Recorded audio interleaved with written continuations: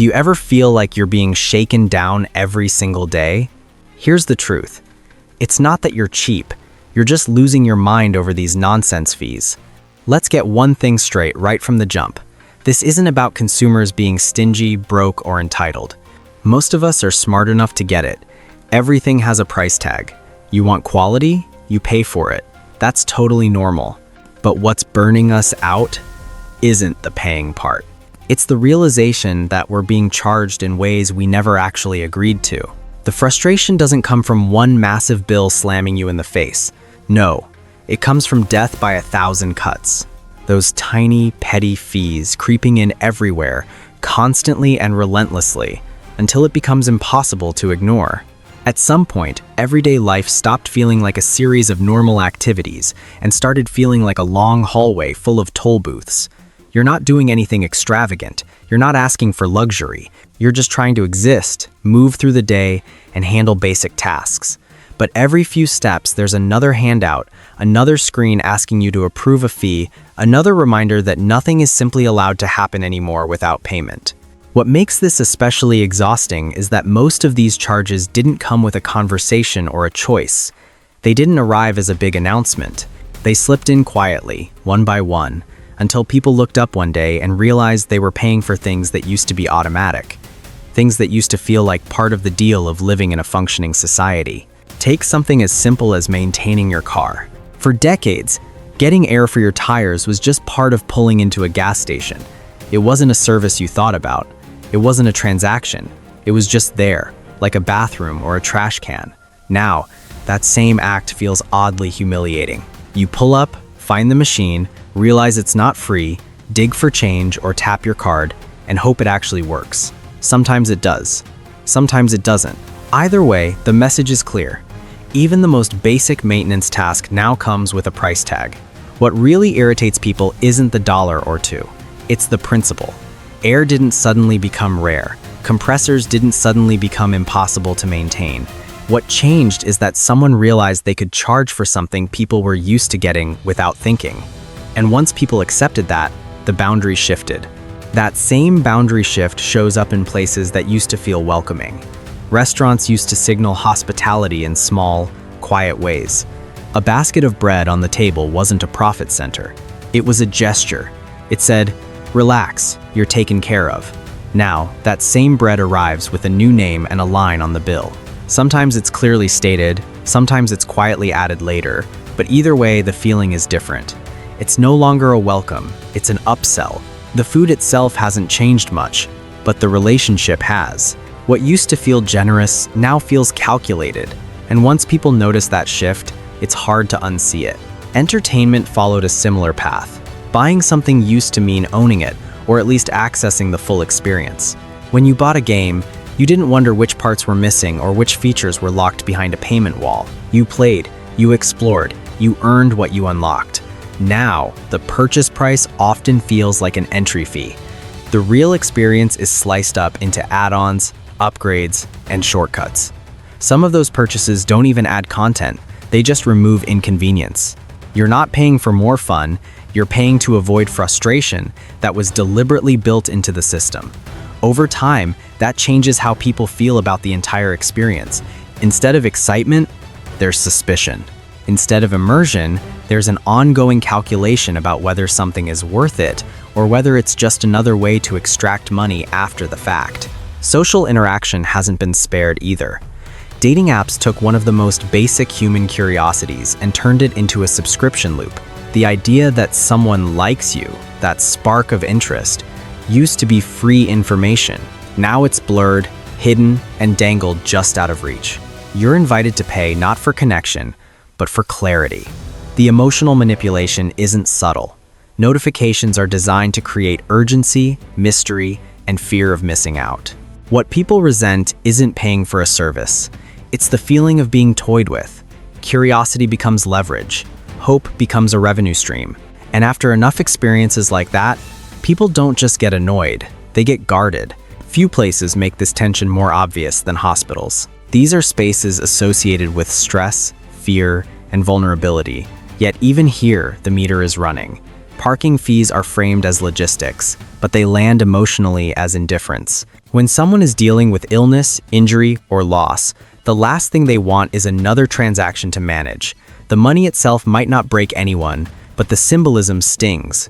It feels like nothing is off limits anymore, like no situation is too serious to monetize. That perception erodes trust in a way that's hard to repair. Information, which once felt limitless and open, now arrives wrapped in layers of friction. Reading an article online has become an exercise in patience. Pop-ups, banners, autoplay videos, and paywalls compete for attention before you've even reached the point. The experience doesn't feel like learning or staying informed. It feels like being negotiated with. People don't stop reading because they don't care. They stop because the effort required just to access basic information feels disproportionate. Over time, that has consequences. Skimming replaces understanding. Headlines replace nuance. The system trains people to disengage. Travel tells the same story. Airlines once advertised simplicity and convenience. Now every part of the journey is itemized. Bags, seats, boarding order, even overhead space come with separate prices. The base ticket often feels like a placeholder, not a real cost. People understand that fuel costs money and planes require maintenance, but that's not what frustrates them.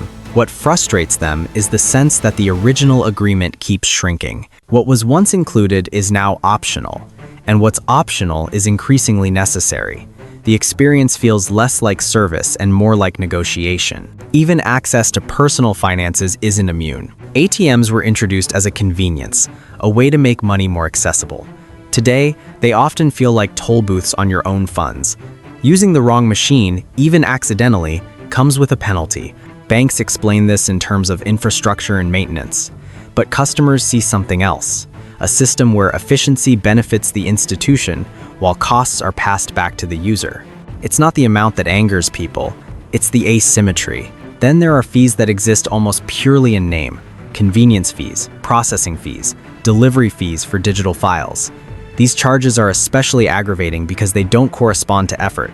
You're not paying someone to do work, you're paying for the privilege of doing it yourself. When people see those fees stacked together, they don't feel served, they feel mocked. It's hard to justify paying extra for automation when automation was supposed to make things cheaper, not more expensive. Even leisure activities that were once almost symbolic of simplicity have changed. Games that were built to be distractions, to fill a few minutes of idle time, now require accounts, connections, and sometimes subscriptions. Ads interrupt the flow. Limits are imposed unless you pay. What used to be a small escape now mirrors the same pressures as the rest of life. That shift might seem trivial, but it adds to a broader sense that there's no neutral space left, no activity untouched by monetization. All of this builds a particular kind of fatigue. It's not dramatic. It doesn't explode all at once.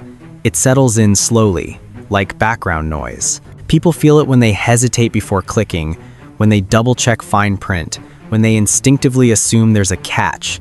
They feel it when they look for workarounds instead of trusting the system. Buying personal tools, avoiding certain services, sticking to what they know, not because it's better, but because it feels safer. This isn't about wanting everything to be free, it's about wanting boundaries. When every interaction becomes transactional, relationships weaken, trust erodes. People stop engaging wholeheartedly and start minimizing exposure. They comply, but they don't connect. They pay, but they don't believe. Over time, that changes behavior in subtle but important ways. People become more cynical, more withdrawn, more focused on avoiding loss than seeking value. The irony is that many of these fees generate short-term revenue at the cost of long-term goodwill. Once people feel exploited, it's hard to convince them that the next charge is justified. Every new fee is viewed through the lens of suspicion. Every explanation sounds rehearsed. At that point, even fair pricing struggles to land because the relationship has already been damaged. What people are really reacting to is the loss of the unspoken social contract. The idea that some things are included, that some moments are protected, that not every interaction needs to be optimized for profit. When that contract breaks, life feels heavier, not because of any single charge, but because of the accumulation. And that's why so many people sound sarcastic, tired, or angry. They're not asking for luxury. They're asking for relief from a system that seems determined to charge them at every turn, even for things that used to feel like basic parts of being alive. And here's the part that doesn't get talked about enough. None of these changes happened overnight. There wasn't a single moment where everyone agreed that this was a good idea. It didn't arrive as a bold announcement or a dramatic shift. It happened quietly, one fee at a time, one small change at a time, until it became normal. And that's what makes it so hard to push back against. When something becomes normal, people stop questioning it. They adapt, they grumble, they joke about it, and then they move on, even if it doesn't sit right. What's unsettling isn't just that more things cost money now. It's that the line keeps moving. Things that feel unreasonable today are framed as obvious tomorrow. The things we're frustrated about now will likely be treated as quaint complaints in a few years, because something else will have replaced them. Another fee, another subscription, another layer between people and the things they used to access without thinking. And if that sounds dramatic, just think about how many of the examples we talked about today would have sounded absurd 20 years ago. The bigger question isn't whether this trend will continue. It's how far it goes before people stop playing along. At what point does convenience stop feeling convenient? At what point does just a few dollars stop being harmless? And at what point does constant monetization stop feeling like business and start feeling like erosion? Not of money, but of trust, patience, and goodwill. This playlist isn't about nostalgia for some perfect past that never really existed. It's about paying attention. It's about noticing patterns before they fully harden into the background of everyday life. Because once something fades into the background, it becomes much harder to challenge. And there are a lot of things right now that people sense are wrong, even if they haven't put words to them yet. In the next parts of this series, we're going to look deeper at how these systems developed, why people tolerate them longer than they expect to, and what happens psychologically when every interaction starts to feel transactional. We'll talk about the quiet coping strategies people adopt, the unintended consequences nobody planned for, and the ways this mindset slowly reshapes how people relate to each other, not just to companies. So if any part of this felt uncomfortably familiar, if you caught yourself nodding along or thinking, "Yeah, I've noticed that too," then this isn't the end of the conversation. It's the beginning. The next video picks up right where this feeling leaves off.